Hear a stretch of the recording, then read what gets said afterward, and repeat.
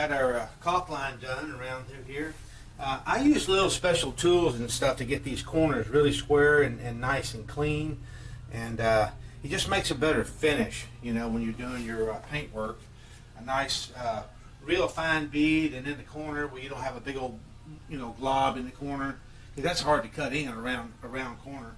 So now we got that done. I'm going to take just a little wood filler and just dab it right here in these holes. Push it in, make sure it gets in, and then just leave a little bit on top.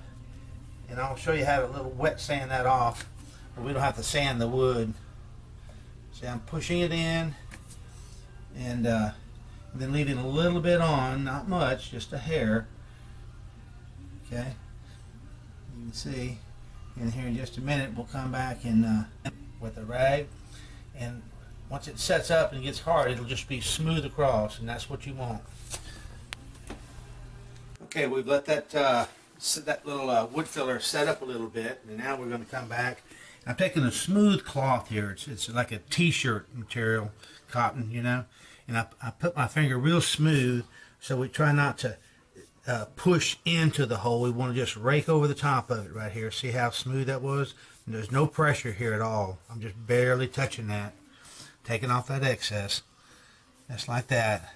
That prevents us from having to do all that sanding. You can sand it and it'd be just fine, but I've already got a good finish on this material, so I don't really want to do that.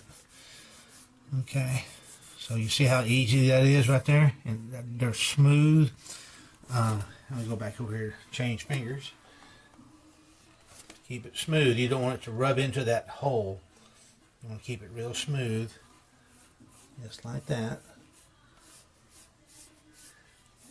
And then we're going to come back and do another coat of paint on it, but we're going to have to let that caulk dry for a while, and then we'll have to pull out the paint brushes.